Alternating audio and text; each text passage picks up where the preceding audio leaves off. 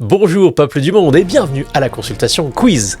Dans ce jeu, nous allons faire comme dans une consultation, nous allons vous poser des questions en matière de santé, de prévention, de psychologie. Et contrairement à une consultation, vous connaîtrez très peu de réponses parce que l'idée ici, c'est de casser quelques idées reçues, d'apprendre 2-3 petits trucs et surtout de se marrer. Puis nous examinerons avec un examen clinique vos capacités visuelles, auditives, de compréhension, etc. Et enfin, nous vous proposerons des options de traitement qui sont parfois de vrais tests, de vrais exercices que l'on propose en cabinet. Mais ça, ce sera dans un prochain épisode avec de vrais gens. Alors on est parti pour la première question. Renforcer les abdos, ça sert à rien, à être beaucoup plus beau, à améliorer son dos et à être plus en forme.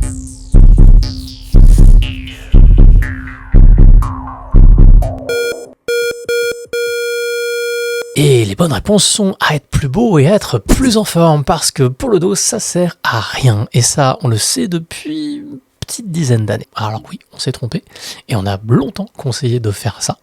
Par contre, c'est bien, parce que c'est un exercice, et tout exercice est bon à prendre.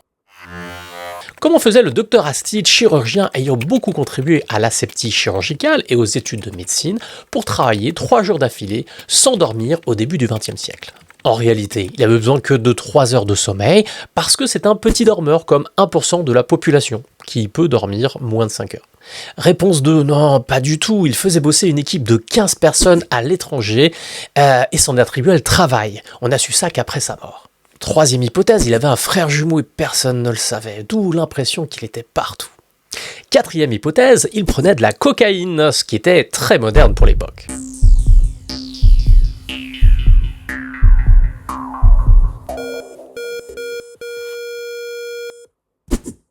La bonne réponse, c'est qu'il prenait de la cocaïne. C'était assez courant à l'époque, mais surtout, on l'a su, par contre, après sa mort. Question pharmacologie. Quand avons-nous utilisé les plantes pour la première fois pour nous guérir ? À l'ère des dinosaures, sinon on n'aurait pas pu survivre parce qu'ils étaient trop méchants.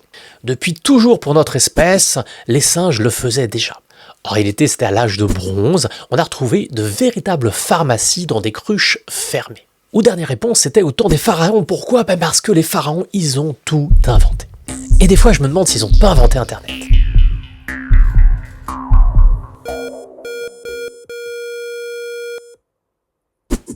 Et donc la bonne réponse était la réponse 2, les singes le font.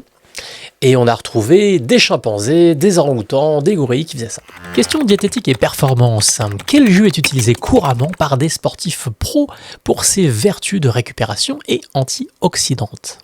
Alors, est-ce qu'il s'agit du jus d'orange, parce que c'est gorgé de soleil ? Est-ce que c'est le jus de betterave, qui en plus est sucré ?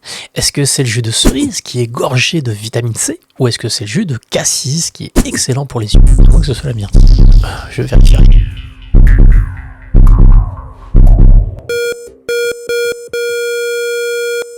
Et donc, il s'agit donc du jus de cerise griotte, et on a donc fait plein d'études sur le sujet, comme vous pouvez voir sur le schéma de droite. Les pirates sont célèbres pour leur cache-œil, mais tous n'avaient pas nécessairement un œil crevé. Alors, pourquoi ils en portaient ? Ce coup-ci, je vous aide pas. Ils en portaient parce que s'il y avait un combat à mener, alors que l'obscurité commençait à arriver, eh bien leur œil qui était dans le noir, qui était resté dans le noir, il est extrêmement bien habitué. Il faut à peu près une demi-heure pour que l'œil voit parfaitement bien dans l'obscurité, s'habitue à ça. Et d'ailleurs dans les avions, c'est pour ça qu'on éteint les lumières à chaque atterrissage. Systématique, même si c'est de jour. C'est pour que s'il y a un crash, s'il se passe quelque chose, eh bien que vous soyez déjà habitué à l'obscurité. On va parler de l'addiction aux écrans. Le scroll infini a été conçu en 2006 par Azrakskin pour accaparer votre attention. Alors il se repentit parce que quand même c'est pas bien ce qu'il a fait. Il nous prend notre cerveau, le bougre. Et il a trouvé 2 moyens pour y remédier. À votre avis, lesquels sont-ils ?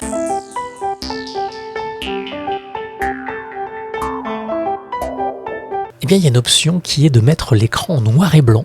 Et vous allez voir qu'en noir et blanc, c'est vachement moins excitant de scroller. Et du coup, vous allez scroller moins longtemps. Il a créé un petit programme que vous pouvez télécharger qui permet de ralentir la vitesse du défilement du scroll. Du coup, c'est un peu plus chiant. Et il est sympa, il vous met un petit onglet qui vous dit bon, est-ce que vous voulez quand même scroller à la bonne vitesse ou ça vous ralentit, ça vous ennuie, à ce moment-là, vous allez arrêter un peu plus vite. Voilà, c'est un repenti, il a pêché. Quel est le record chez l'humain, enfin, de naissance d'enfants ?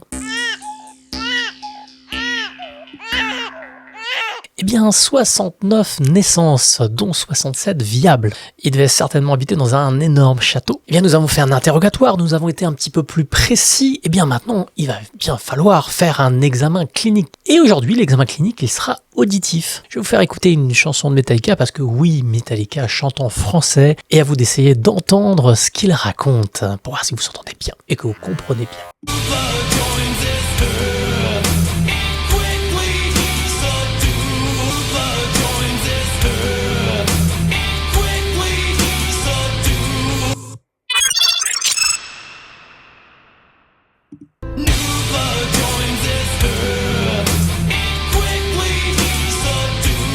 Nous battons des œufs et cuits, ils sont durs.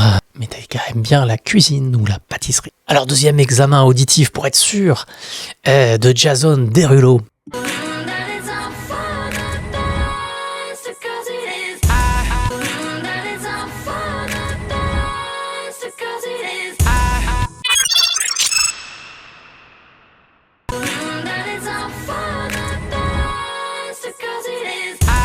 On a les enfants d'en bas à se coltiner. C'est la sphère privée, on comprend pas forcément, mais...